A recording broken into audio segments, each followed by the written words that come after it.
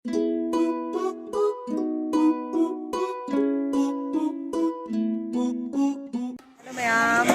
ngasi dia koi Chandigarh da horen che gi restaurant da koi chakouba numit oi bagi ngasi sak sa dine koi ma'am si ado ayu lake koi jinga lai balai ne ado ma'am ayu lake ko ये कितना 1 kilo 200 वाला काटा ना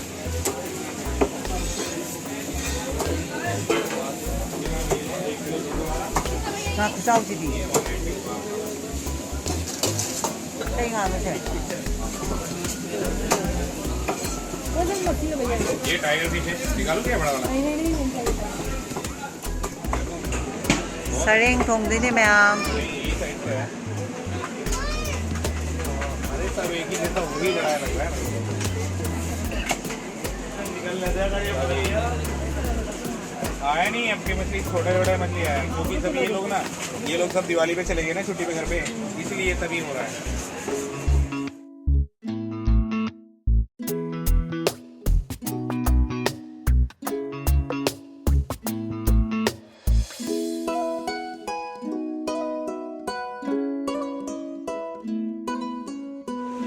kusau si ko ma'am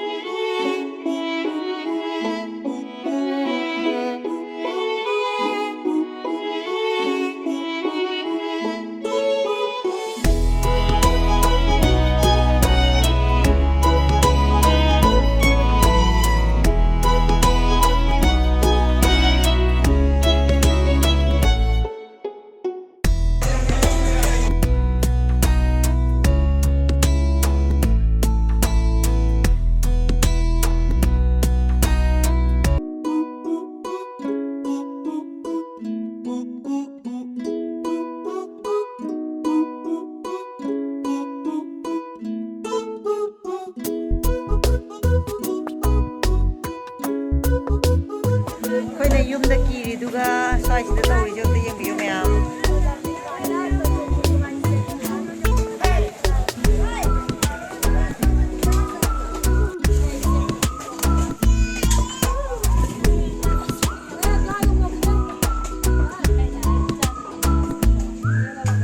hoi nga leiba loiraga hale e hoi gi driver masak ulake re R K Sushant ngasi ki driver ni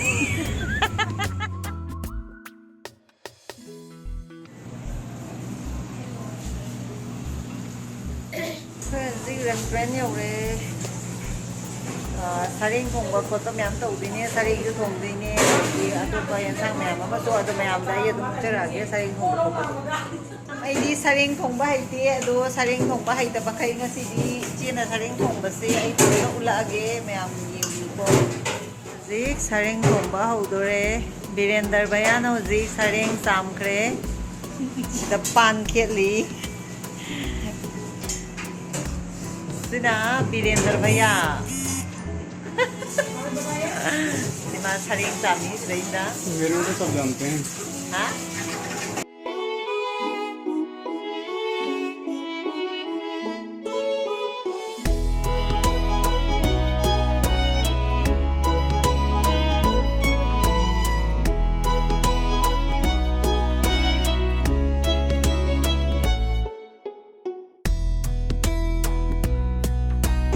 Kuldi baya si pan yam kan kiel.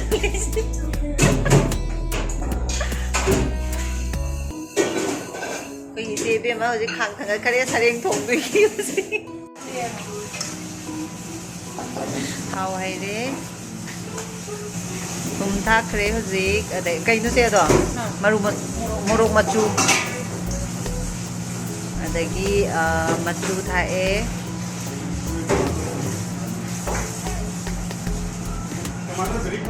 नहीं टमाटर ले जाना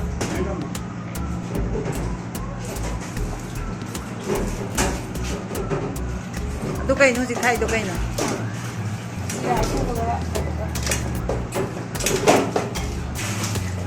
Jira subaga, padigum subaga.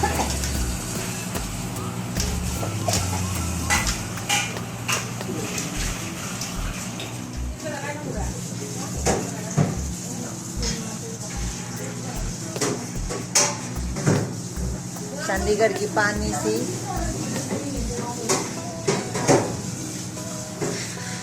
Chandigarh के अरबी बोलो ना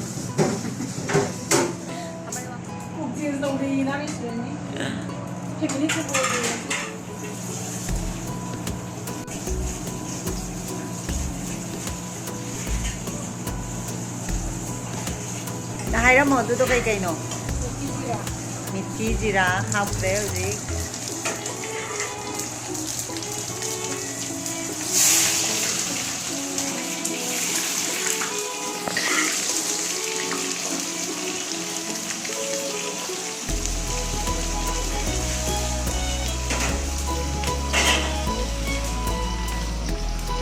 Kupini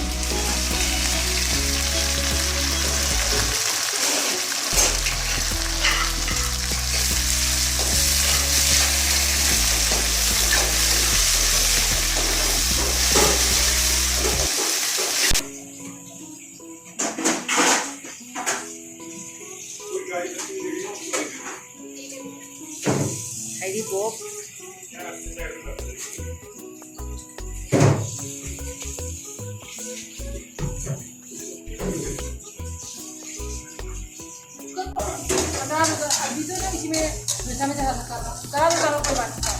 Maroi si muntileen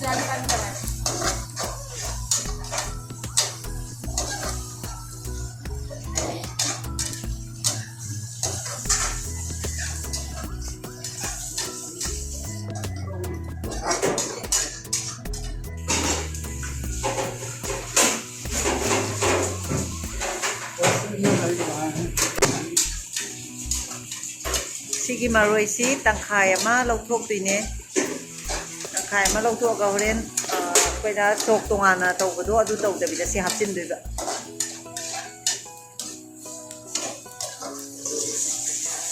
maroi fadana mulan gadaba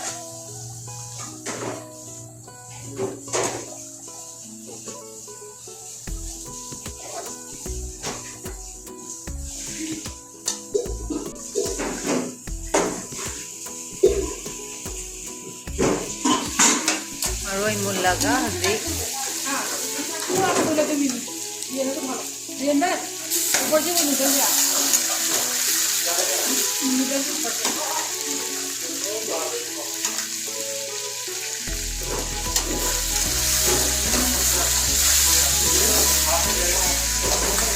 Oi roi da tia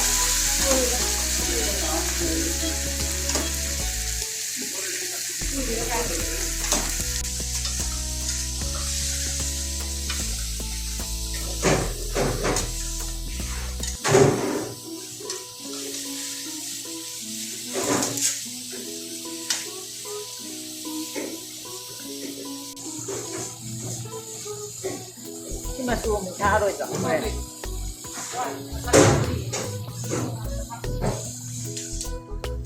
Masuk moro, nasai tu pada suhab sabane, do masuk mohabi ne. Moro masuk ba.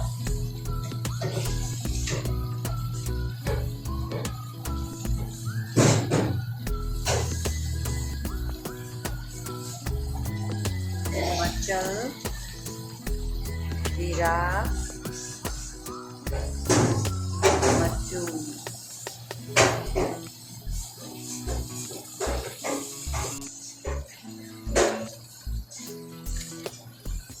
garam masala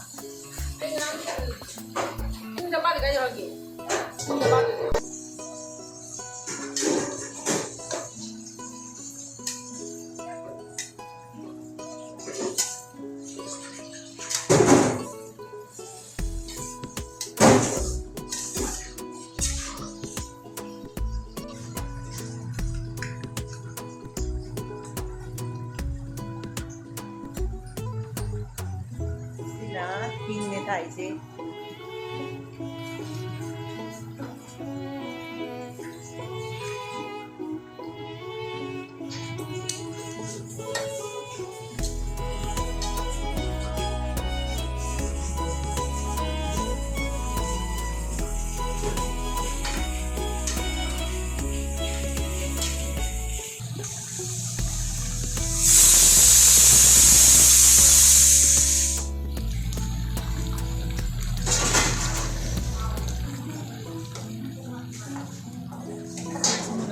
Fazana ka na.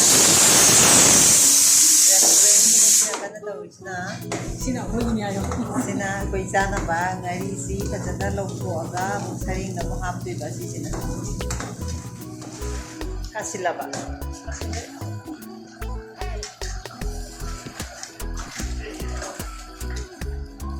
Masu fazare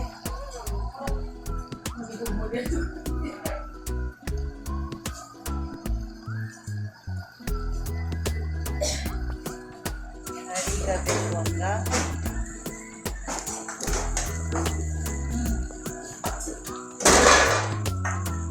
Marine, Beshone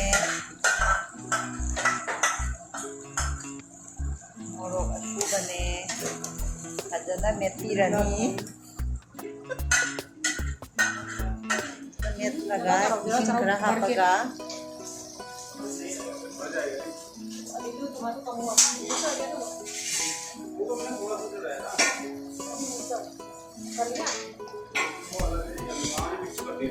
Sana kontanan kita ini.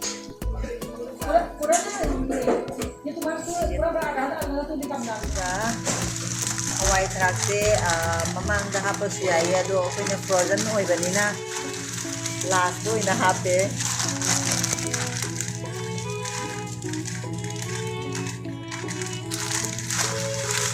hawai thrak se yam na hape su yari size na gi apa pagi na tumina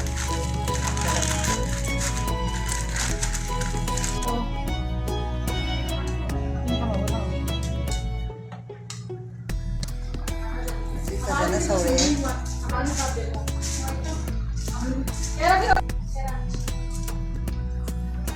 Fazana sore pa matungga mo muscle je mus minus ay diba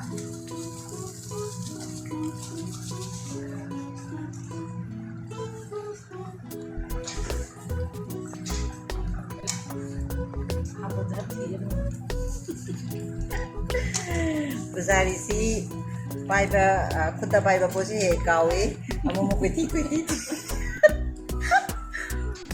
Yung nga say ko na ngawra ka lawto ki badu, yung kaptil loy.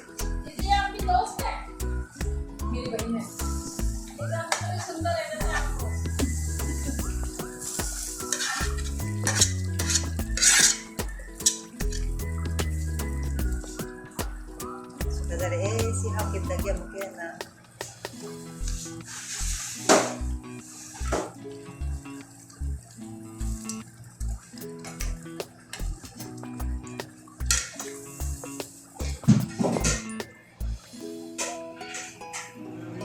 Ay thongba haidrasu ay kitang di olawi hay na ba ay thongba yawi hay na ba dai na ulisi ay thongba yawi hay na ba di ko ay na ulisi ya ngasai di pan ngasai pan khet pa do maku adu do sisiga hawai sarga thongdoi sidi myamula aroye ko Dito mayamang haiba, ayamang hinaramgan. Saring si Masu Fazare, Loire, Oji, Sida, Hadibong, half Katabadangare. Si Pansi, Kamba, Loire, Vani, Aduga, Sida, Sok Tauraga, Hawaii Hapsin, Traduga. Pansi, Putaga, Tamabani, Udik, I know Ukado, Aduga, Sida, Sok Tauraga, Hawaii Hapsilaga.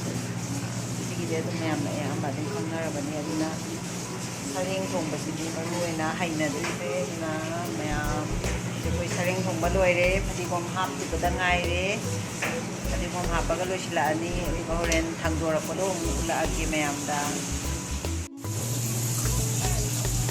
phadibom soigre birendra bayana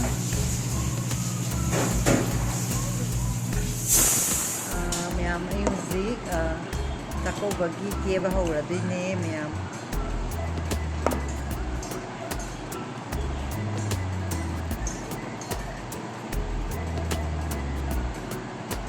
Bobby Brown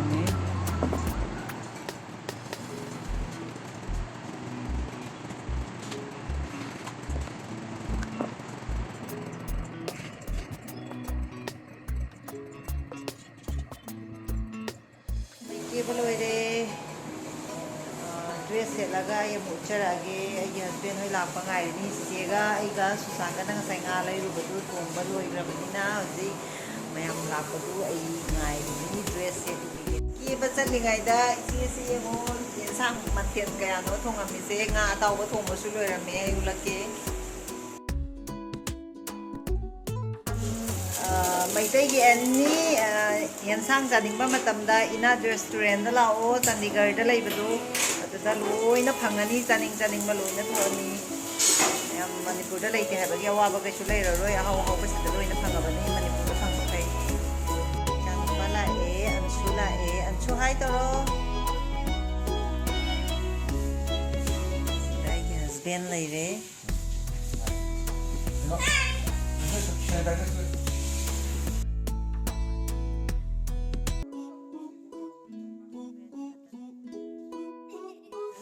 Mama fazabra na. Kaya fazay. Kaya fazay. Obaki ke baloire. Dress laki me ke baloire.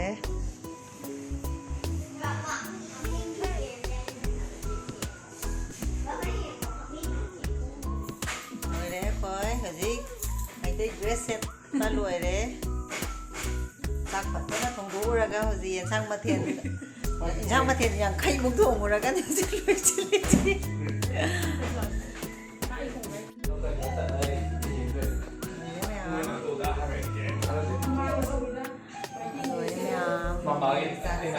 First time try thongbuda. On to thamiro tangida. Wang mandana ina si chingdei ko rudra me. Ki saksa bani ho chali se door amada ki door amada sina sak yang lamgan bangang ni.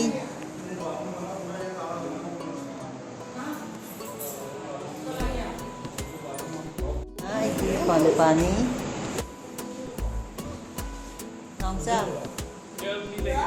Nongsa. Susan kan na video na mi masu ay sunam masunam. Ay su ay vlog ta masu magi vlog ta yan na nagkakat nila din ko yan.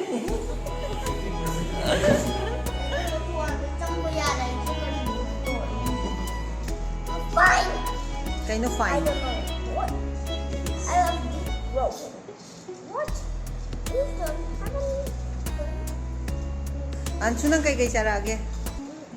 Apaan sih sudah harus? Kan banana. Banana. Kaju. Banana kaju.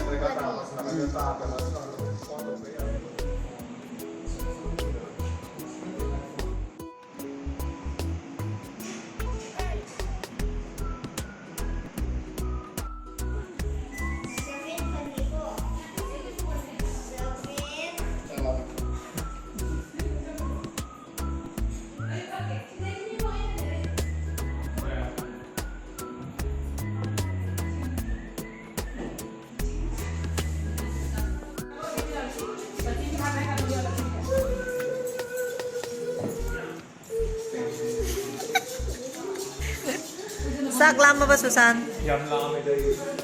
Tan royal. Hajik akoigi mathel singsi mta yengbiu. Paneer thong mu yawi ra. Paneer thong mane pakora ne adagi sina kai saring thong ba champut sagol hawai yung sak iron ba achar adagi kari sise pan ga hawai sar ga thong ba adagi makong marungaw ba nga tawar ga thong ba sina uti. Wow. Susan si Swai sida kang mangamdaraga nung naire.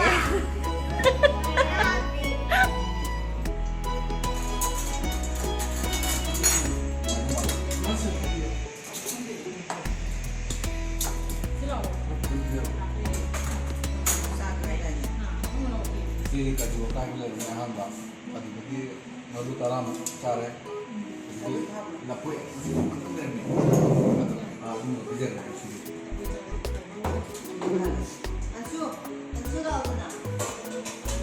Mau em nak lo? Nak boleh lo? Nhiều. Ui, ui. Lagi mau aja.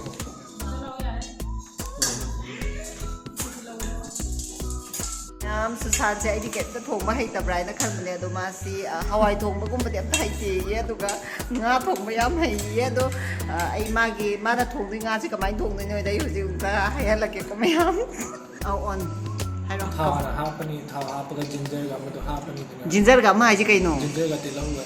Ginger ga tilaw ga mayam da hapani adu khara pot la ni dina ko. Adu ga nakan du da amal tawani ga nga mayam da ka ga tham do. Adu ko sok tawani bising du da. Chamthoni to chamthoga nakan da thamani. Adu to pan do. Pan amadu da thawa hap ta la ga da nga du swan thamani. Taw. kai no samai tham du je kai no ba nga ne da tham du. Nga swan flip taw tham de taw de taw de ne ma. tau ra ga အဲ့ဒါတောင်းနေတော့အစွမ်းနာကန်တဲ့ခွေကရီတို့ရှေးမင်းနေပါဆိုင်ခွေတဲ့လောက်တော့အတဲ့ဟပ်ချလမများတော့အဲ့ဒါတမတာကဟာပနီအမေကဟာပနီ vegetables နဲ့ဟာပနီပါ ado nang na thongdi nga se kari nga ko ge ba ku thong je အဲ့ခုထုံးခံတဲ့အဲ့ထုတ်ပထုံးတဲ့အဲ့ဒီဒီအဲ့ဒီလိုင်းထုံး hairo ado di nang na hai ba lo ra ka na nga do nang na thong ni ba nga do ding maming hai ra ge hairo mathang kamai to ba fish curry ให้ได้ hairo ado de ke do ba nga do taw ra ni asom na ka na taw ra tham gre တာทำเลยนะสมนักกันนะใส่เกรวีตัวฮาร์ปเลยนี่นะก็เกรวีตัวตั้งสปานตัวนี่ชิงกระฮาร์ปนี่ตัวไม่ต้องมีการมาเกี่ยวกับภาษาเราเรียกฮาร์ปนี่ smain taw ra ni si kai no ba nang na smain taw ra สมัยตอนนี้จะโอตัวเองโอตัวเองโอตัวนี้โอตัวแล้วเอามาตัวฮาร์ปนี่มาซาลาฮาร์ปนี่ kai masla มาซาลาเรดชิลลี่ตัว เรดชิลลี่มาซาลาฮาร์ปนี่ดูว่าเอามาการซีซันนิ่งกี่ครั้งเลยเป็นแบบท็อปปิ้งตัวอีกอะไรเป็นแบบซีซันนิ่งกี่ตัวฮาร์ปนี่เอาแต่ท่านงาตัวฮาร์ปนี่อีสิ่งที่ฮาร์ปจะดูงาแต่บอลตัวทำมันนี่มันก็ thum yaw roi dro แล้วเขาจีฮาร์ปเลยถึงจะโดนแต่จะฮาร์ปโดนแต่จะฮาร์ปเลยโดนนี่โดนแล้วกันเนี่ยโดนแล้วถึงจะปิดต้องใจเฉลี่ยนี่ดูว่าเอามาตัวฮาร์ปนี่แล้ว mai je thum je am ha pa ya di ko pit law na ni mai thum je hap ไอ้ยำหาปลาเลยอันนี้มันทั้งเดินลาสแต่มันต้องหาปลาเกี่ยวspring onions กูมาแต่เนี่ยกูมาหาปลาลาสแต่เราได้อีกแล้วกูมาตั้งโอ๊ตอะไรนี่นะมาดูเราอยู่เลย adu nga do kai ko ge ba fish curry fish kai mai te lo na kai ha ba ไม่ใช่ว่าเคยหาอยู่ตั้งที่ nga ataw ba thum ba งาเต้าทุ่มไม้เดียว nga ataw ba thum san ya mai ne ma thang da koi cha tu ni me ma na thum mathang ja ko ya ma jik san du chin na nga thum ba loi khra ba ni ado asing ba thum ka na ya mu lak ke me am da koi saksa ba loi re ado ji dakina taw ba ki am la ge me am da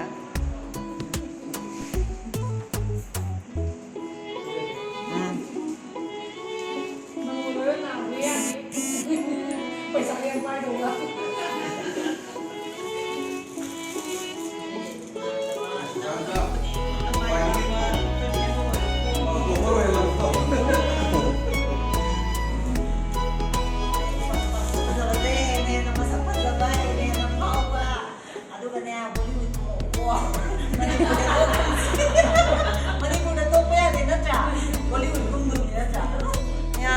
Akhoi Ningol Chakouba Chandigarh da tawbasi yamna nuai khre ado mayam mathangi video ado mo mayam pulap mayam atopa mayam ai ucharake ado ngasi ko inadi mayam bye bye.